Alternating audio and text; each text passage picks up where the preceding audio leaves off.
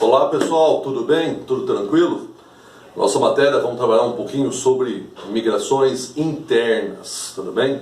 Lembrando que migração externa nós comentamos na videoaula de população absoluta e relativa, ali nós inserimos já um ponto da migração externa no Brasil que é sempre importante. Então, da migração interna, então vamos recordar, migração é o deslocamento de uma população, que pode ser um deslocamento de um indivíduo ou deslocamento de um grupo, por exemplo.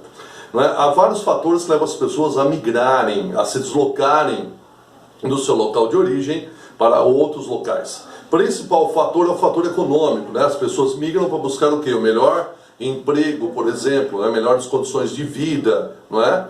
Mas também há outros fatores que fazem as pessoas saírem, como fatores políticos, não é? Guerras, perseguições políticas, perseguições religiosas, étnicas, não é? Nós podemos falar em problemas ambientais, desertificação, seca prolongada, não é? Outras catástrofes como a questão de furacões, o fato dos terremotos, por exemplo, tsunamis, não é? Então, mudanças climáticas mais severas, por exemplo, tá? Então, você tem vários fatores que fazem as pessoas migrarem, mas o principal fator, de fato, é o econômico. Esse é o ponto essencial.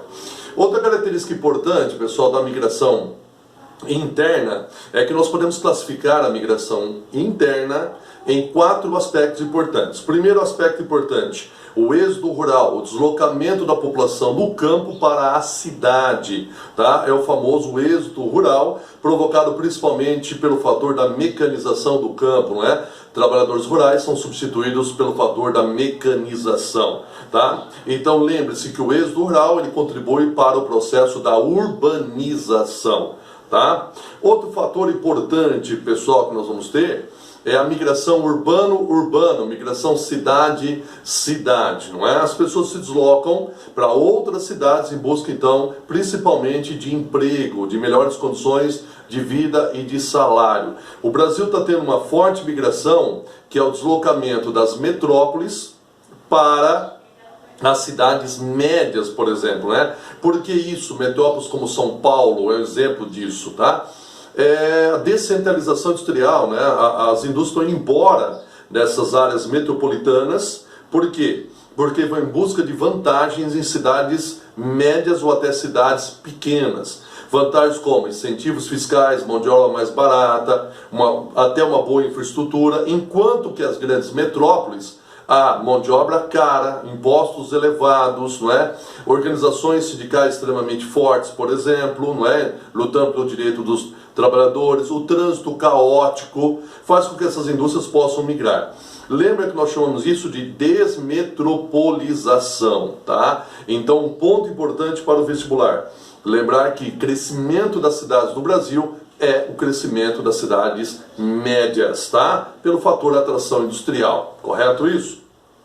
Outro ponto importante, pessoal, é a chamada migração pendular, talvez uma das mais importantes para o vestibular. A migração pendular é uma migração diária, trabalhadores e estudantes, legal? É aquela migração centro-periferia, retorna periferia-centro, ou a migração entre cidades, deslocamento diário, correto?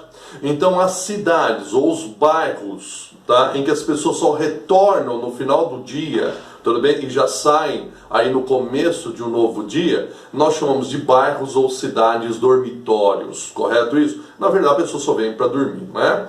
Nós estamos falando em milhões e milhões de pessoas que fazem isso diariamente, tá? Um ponto importante, a necessidade do transporte coletivo, o transporte público, não é? Como nós temos ainda uma precariedade sobre essa mobilidade urbana, tá? Ligado a ônibus, trens, metrôs, não é? Que poderá servir de fato a quantidade de pessoas que exigem esse meio de transporte diariamente, tá? Isso acaba afetando a mobilidade urbana, por quê? Porque muitos preferem o transporte individual, carros, não é? Motos, por exemplo. Isso acaba levando ao congestionamento, né? É um sério problema das grandes cidades e médias hoje, a característica dos congestionamentos, correto? Nós podemos pensar até em soluções, né? Ampliar o transporte público ou coletivo, mobilidade via transportes alternativos, não é isso? Bicicletas, patinetes elétricos, por exemplo, não é? Quer dizer, tem que pensar nessa melhoria para atender essa população em que nós estamos falando de milhões de pessoas que se deslocam diariamente. Então a migração pendular ela é muito importante. Vamos lembrar uma característica fundamental.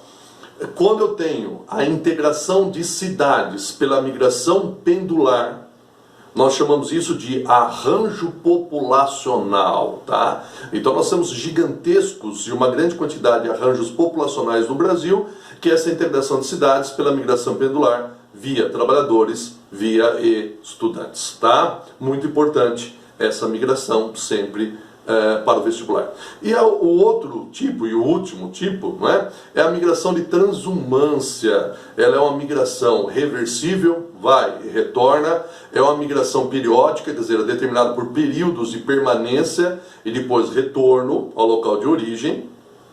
E ela é uma migração sazonal, não é? Marcada por estações do ano, marcada por épocas do ano, não é? A migração de transumância ou sazonal, como eles chamam, tá? É uma migração realizada principalmente por trabalhadores, tá? Que se deslocam em busca de trabalho temporário, marcado por um período, correto? E aí depois retorna ao local de origem. Um dos mais famosos são os trabalhadores rurais, através da época das safras, né? As pessoas se deslocam para um local, trabalham durante a época da colheita, a época da safra, tudo bem? Da cana, laranja, algodão, não é? Cacau, sejam vários produtos, café, por exemplo, não é? E depois retorna ao seu local de origem. Ou pode se deslocar para uma construção civil, deslocamento para construir uma hidrelétrica, e aí, ou construção, por exemplo, de rodovias, que exige que a pessoa permaneça por um tempo naquele local. Observa que a migração pendular, ela é diária. A migração de transumância não, tá? Ela tem que ficar um período acima desse contexto, tudo bem? Essa é a grande diferença entre eles. Muito bem. Vamos lá, quando a gente pensa em Brasil, qual que é o ponto importante do Brasil? Quais são as principais áreas de emigração, de saída? Tá? Região Nordeste ainda é uma área importante de saída, tá? Devido ainda aos seus problemas socioeconômicos, não é? Uma agropecuária em muitos lugares ainda totalmente obsoleta, certo? Quer dizer, nós temos o problema da seca, não é? A seca ela agrava os problemas socioeconômicos, que faz com que as pessoas busquem uma melhor condição de vida. Outro aspecto que nós podemos destacar é a região sul, tá? Muita gente sai da região sul com dinheiro para comprar propriedades no centro-oeste e na região norte, até no nordeste, por exemplo, não é? Saem devido a um fator chamado minifundialização, quer dizer, as propriedades vão ficando tão pequenas que não dá sustento à família, tá? E por que elas vão ficando pequenas? Devido ao fator das heranças, da divisão dessas propriedades entre os herdeiros, por exemplo, não é? E as pessoas então pegam essa terra que vale muito dinheiro no sul, vende e vai adquirir, não é, grandes propriedades no centro-oeste e na questão da região norte, ou como na Amazônia, não é isso? Então isso faz as pessoas saírem. Outro fator também é a mecanização do campo, né? Que libera a mão de obra, tá, familiar, por exemplo, para as pessoas buscarem melhores condições de terras em outros locais do Brasil, para o interior do Brasil, tá? Então são duas áreas importantes de emigração. Áreas de imigração, áreas de chegada, a região sudeste, sempre foi a área importante na transição migratória, desde a época do café, tudo bem? Principalmente pessoas vindo da região nordeste, não é? Norte do Paraná, Minas Gerais, não é? Que saía em direção a São Paulo, não é? Já que nós estamos falando do sudeste, mas o deslocamento intra-regional, muita gente saía do norte de Minas Gerais, que pertence ali ao sertão nordestino, pelos complexos regionais ou regiões geoeconômicas, né? E se deslocar para São Paulo, por exemplo, tá? Mas o principal fluxo nós vamos ter são pessoas que vêm do Nordeste. Desde a época do café, depois vem a industrialização, vem trabalhar na construção civil, depois vem trabalhar na agricultura, na pecuária, né? Trabalhar em serviços, comércio, quer dizer, há uma gama de atividades econômicas fundamentais para a atração populacional para a região sudeste, principalmente aí para as metrópoles São Paulo, Rio de Janeiro, são grandes pontos de atração. Porém, essa migração está tendo uma redução muito importante. Nós já falamos que São Paulo, por exemplo, vive a desmetropolização, não é? Então hoje, até há uma migração chamada migração de retorno, que é o deslocamento de populações que vieram do Nordeste, de origem nordestina, tá? Retornando para a sua região de origem, chamamos de migração de retorno, né? Por que voltar para o Nordeste? Porque aqui em São Paulo, em muitos casos, muitos foram morar em favelas, não tem emprego para todo mundo, uma precária condição socioeconômica, né? Vir para São Paulo de sonho, para muita gente virou um pesadelo, lamentavelmente, não é? Então, esse deslocamento de retorno para o Nordeste. Por quê? Porque o Nordeste hoje tem, né, um desenvolvimento em infraestrutura, obras de infraestrutura, turismo em expansão, agricultura em expansão. Lembra da fruticultura irrigada no Vale Médio do São Francisco, nos municípios de Petrolina, em Pernambuco, Juazeiro, na Bahia, por exemplo, não é? Nós temos aí avanço da tecnologia nas áreas eólica, solar, que busca aí a necessidade de trabalhadores nessa área qualificados ou menos qualificados, não é? E o outro fator essencial é a migração, pessoal, que chega no norte e no centro-oeste, não é? São as duas principais áreas de imigração, de fato, o centro-oeste e o norte. São as duas principais áreas de crescimento populacional graças aos fluxos migratórios, não é?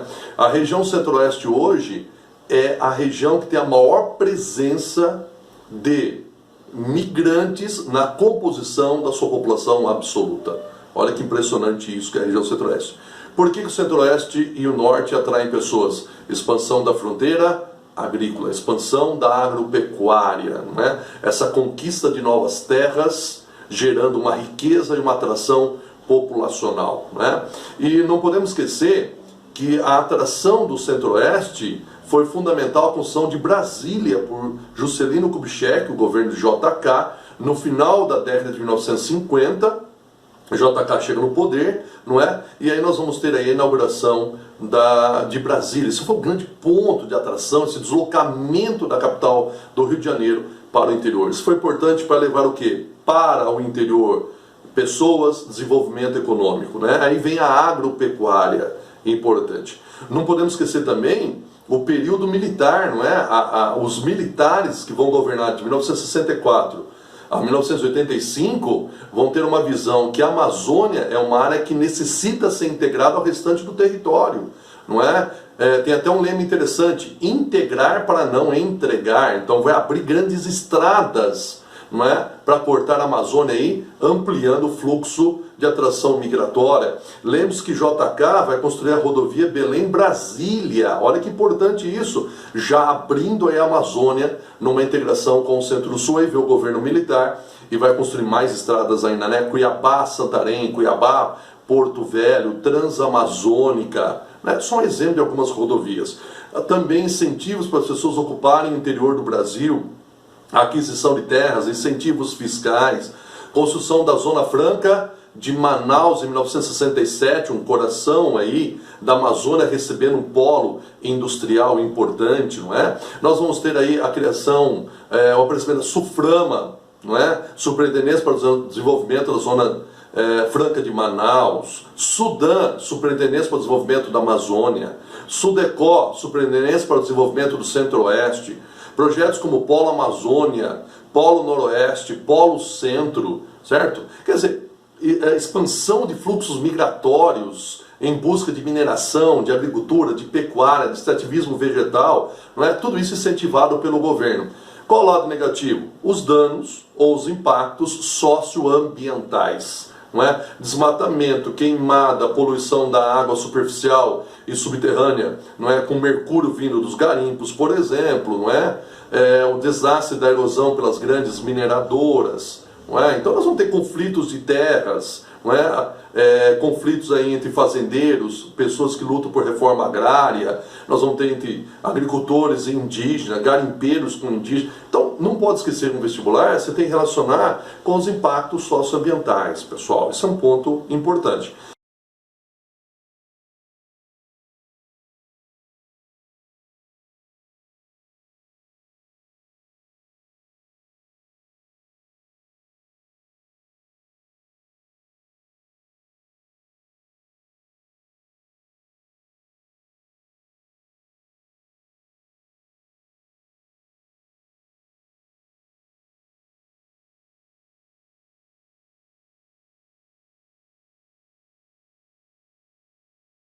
E para a gente finalizar, é importante o crescimento das cidades médias, como também um aumento na migração intrarregional, na migração na própria região.